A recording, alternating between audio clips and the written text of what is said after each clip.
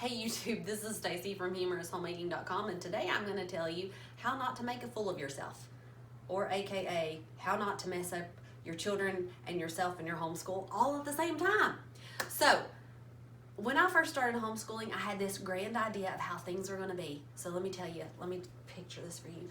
My children were going to sit at the kitchen table. We were going to have a basket. It was going to be full of things like poetry and coloring books, and we were going to sing songs and make pom-pom crafts and memorize facts, and everybody was going to be happy and color pictures. Or not. My children didn't get that memo, and I spent probably 3 to 4 years of our homeschool life trying to make us fit into this mold that was driving me and my children crazy. And I have to tell you that one of my goals as a parent is to make sure that my kids don't have to go to too many therapy sessions. Obviously, they're going to have to go to at least some, because I don't know what I'm doing here in parenthood land. But I want to avoid, long-term therapy, and that's just not how it worked out for us. And so the biggest homeschool mistake you can make is trying to be somebody else who is not you. Let me give you a little bit of clue into our day. We get up, my kids eat breakfast some of the time. Some of the time, part of them just eat it and then the others leave it on the table later. It takes one of my children approximately 45 minutes to put their clothing on, while the others are already ready and running around and finding something to fight about. So there's no sitting at the table all together and reading a story and doing pom-pom crafts, because one of my kids is eating glue and the other one of them is swallowing the pom-poms. So that's just, I tried to make us fit this mold, and I didn't realize that I was the principal and I got to decide how things went.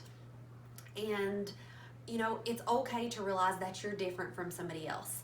And the way that your kids get homeschooled is the way that you want to homeschool them. And you don't have to compare yourself to somebody else. And it's okay to use electronics. That's another thing that I learned. For the long time, I fell into this trap of being afraid to let my kids use electronics, or heaven forbid somebody finding out that my kids were on electronics all day. And not really all day, they play outside too, but electronics are okay. One of my children, which I'll link in the description below, another video showing you Annie's online curriculum, she is on the computer to learn and do all of her school, because here's something I learned about myself. I don't like to homeschool my kids. I think I just lost my homeschool card. I just saw it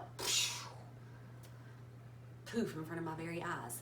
I just really don't. I enjoy teaching my kids to read.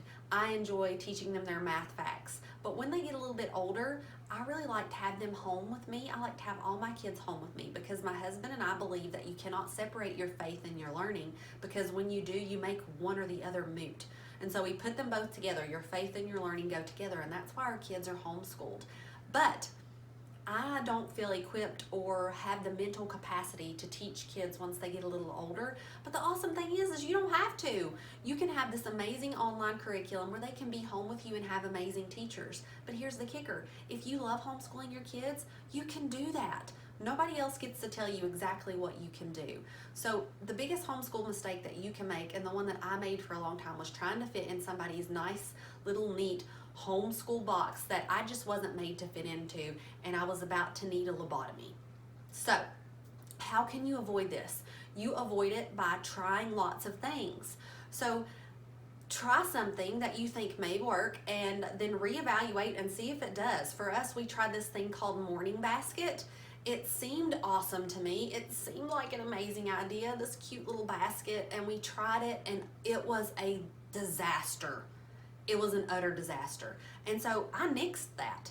But then we tried online schooling, and it really took off. It's been a good thing for us. So try lots of things. See what works. And when it doesn't work, don't be afraid to cut the fat and just whack that fat right off and get rid of it. So when you do make mistakes, don't be afraid to turn around and find something different, because that's your prerogative as a homeschooler. And I wish that was something I had known when I started, and not tried to beat my head against this wall trying to do something that I thought was the right way to do it.